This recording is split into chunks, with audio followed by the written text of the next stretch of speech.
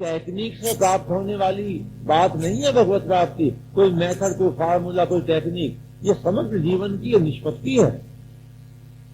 पूरा जीवन ठीक जियो तो परम शांति का अनुभव स्वयं हो ही जाएगा। उसमें है क्या बात।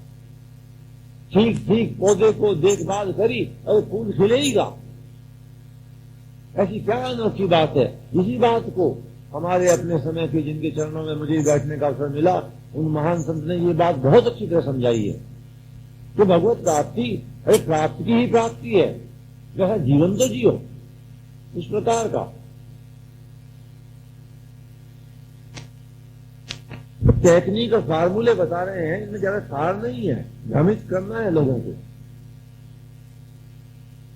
हाँ, जीवन जीते हुए फिर प्रकृति के अनुसार, व्यक्ति की स्वास्थ्य के अनुसार, परिस्थिति के अनुसार किसी को किसी बात से अधिक सहारा मिल सकता है, किसी को दूसरी बात से, लेकिन ये संभव नहीं है कि जीवन तो दोषपूर्ण जिया जाए, निकृष्टतापूर्ण जिया जाए और फिर कोई टेक्निक अपना करके, कोई फार्मूला लगा करके और हमको ज्ञान हो जाए। ऐसा कुछ नहीं होता है, सब भ्रमित करने वाली बातें हैं।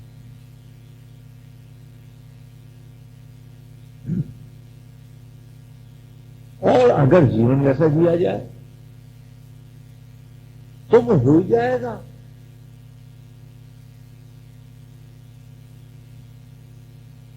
कुछ बातें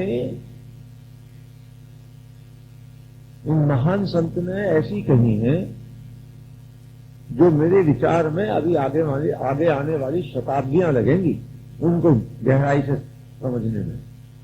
सीधे सरल शब्दों में, सीधी भाषा में, लेकिन गहनतम बात कह दी है उन्होंने, स्वामी रामदास जी महाराज ने। अब जैसे एक जगह उन्होंने ये बात कही है कि ये जो श्रीमद् भगवद गीता में श्लोक है, नास्ते विद्यते भावो न अभावो विद्यते सतः, असत्य होता नहीं और सत्य मिटता नहीं। उन्होंने ये कहा है कि मेरे सारे व्याख्यान, सारे प्रवचन, सारे लेख इन्हीं अक्षरों की व्याख्या है, केवल इनकी।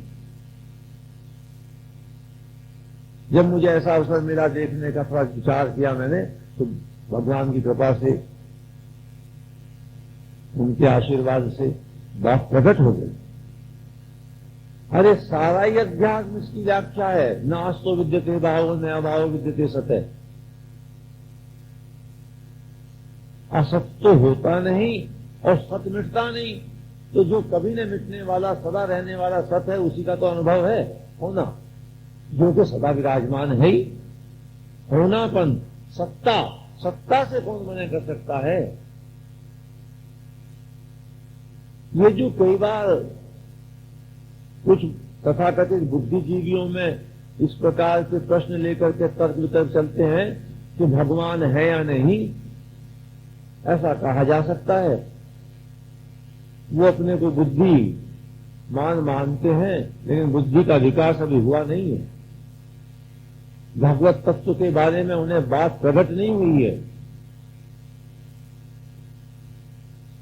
भगवान को केवल एक व्यक्ति मान रखा है। सत्ता रूप में भगवान है और सत्ता रूप में अस्तित्वता के बारे में इनकार कौन करेगा। क्या कम्युनिस्ट कर सकते हैं सत्ता का इनकार?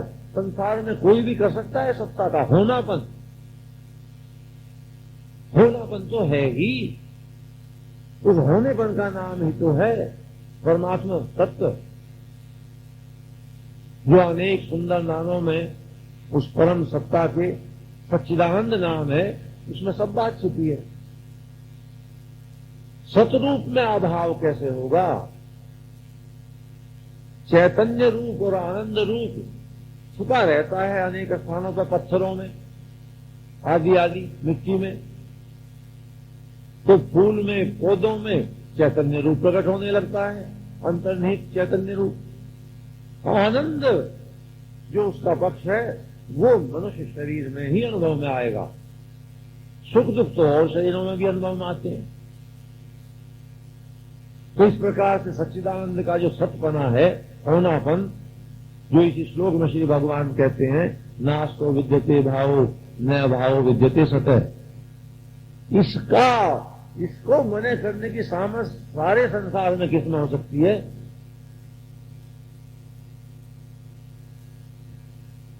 इसलिए भगवत गीता से बच नहीं सकेगा कोई। वो भी नहीं बच सकेंगे जो यूं कहते हैं हम भगवान को नहीं मानते। भगवान को नहीं मानता तो स्वयं है कि नहीं? यदि अपना अस्तित्व है, उसको मानता है, वो तो मानना ही पड़ेगा। तू है कहना पड़ेगा हूं, तो बस हो गई सत्ता की स्वीकृति, परमात्मा की स्वीकृति। अब ये जान ले तू क्या है। अगली बात केवल यही है, और जानने की विधि बताई है महापुरुषों ने। स्वामी जी महाराज ने बहुत ही स्पष्ट कर दी है कि निषेधात्मक विधि से अनुभव बहुत जल्दी घटता है। मैं क्या नहीं हूं, इसको हटाता चला जा। मैं शरीर नहीं हूं, मन नहीं हूं, विचार नहीं हूं, बुद्धि नहीं हूं। हटाते हटाते जब ये सब हट जाए, हटाने वाला बच रहेगा सत्ता, चैतन्य। वो ही चैतन्य व्यष्टि में आत्मा, समष्टि में परमात्मा।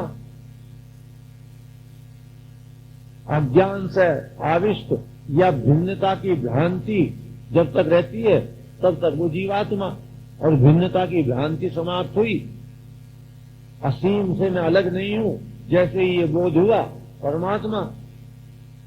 लेकिन इस बोध होने के बाद में जिसको बोध हो जाता है, कभी भी वो व्यक्ति शोर नहीं मचाएगा। ये कभी नहीं कहेगा उत्सव मनाओ और मुझे ज्ञान हो गया, आदि आदि बातें। शिष्य भी नहीं बनाता फिर वो, ना गुरु बनता। दूसरे मानने तो रोक नहीं सकता। जब तक शरीर रहता है, उस करुणा सागर की करुणा का स्मरण करते करते, सब में उसी का वास देख करके सबकी सेवा में लगा रहता है अपनी क्षमता के अनुसार।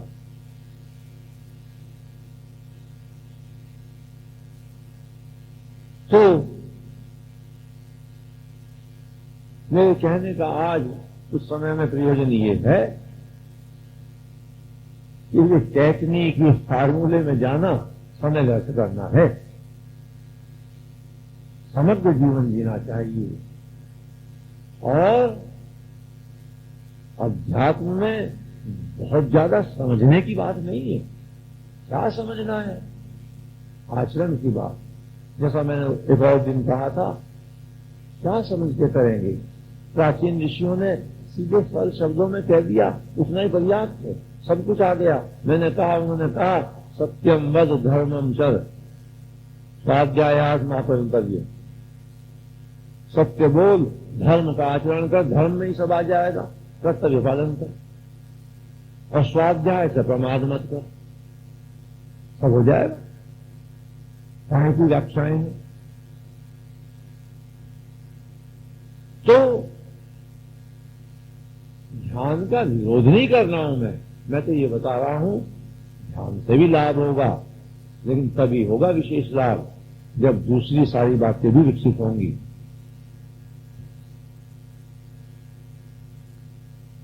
कभी कभी किसी एक ही बात को लेकर के अधिक कह बैठते हैं। कई पद्धतियां चल रही हैं और हम तो किसी की आलोचना करते नहीं, लेकिन जैसा भगवान की कृपा से प्रतीत होता है या हुआ, उसको बताना कर्तव्य होता है। सब स्वतंत्र हैं। मुख्य बात मेरे अपने विचार से ये है कि प्रतिदिन का जीवन कैसा जीते हो, और उसमें भी बड़ी मुख्य बात यह है कि कैसे धन से भोजन करते हो। वो धन कहां से आता है, कैसे आता है, और फिर जब भोजन की व्यवस्था हो गई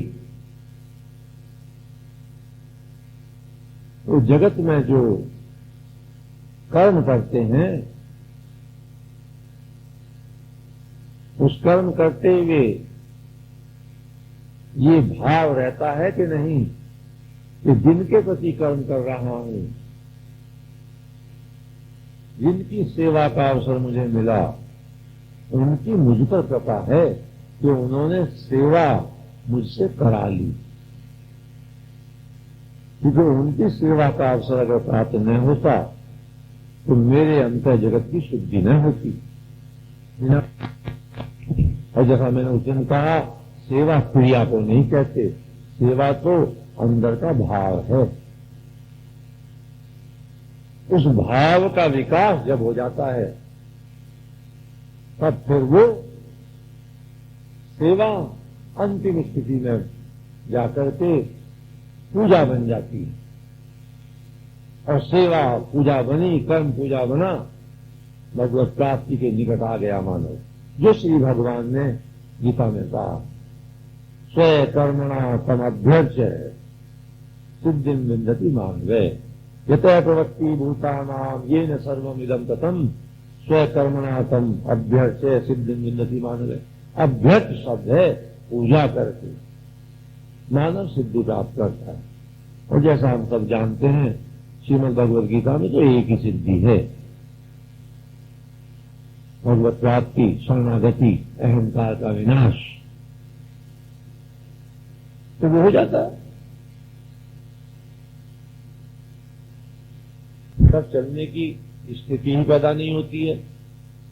राजसिक व्यक्ति में उतनी समझदारी, वो सब बातें तो किसी अंश में आती हैं, लेकिन राजसिकता की चंचलता, अनेक प्रकार की परस्पर विरोधी कामनाएं, इच्छाएं उसको उधर चलने नहीं देती, जानते हुए भी नहीं चलने देती।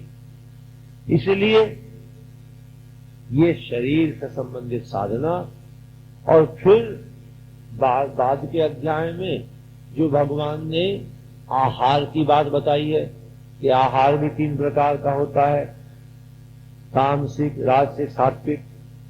तो वहां तामसिक और राजसिक आहार छोड़ करके सात्विक आहार जीवन में लाना।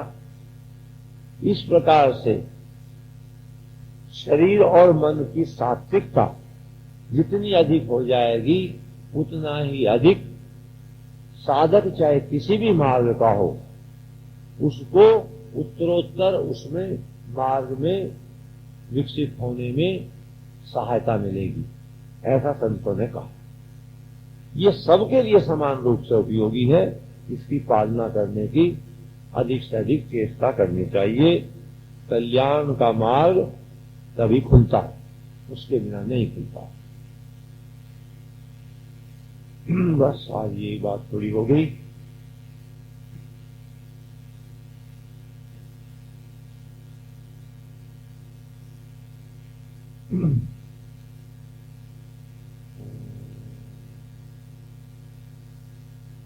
श्री भगवान हम सबकी बुद्धि शुद्ध करें, संसार की सेवा करने में रुचि रहे, सेवा लेने में रुचि न रहे, भगवान का स्मरण करते हुए कर्तव्य पालन करते रहें, भगवान के चरणों में स्थान प्राप्त हो। ओम सर्वे भवन्तु सुखिनः, सर्वे सन्तु निरामयाः, सर्वे भद्राणि पश्यन्तु, मा कश्चित् दुर्भाग् भवेत्। ओम शांति शांति शांति। ओम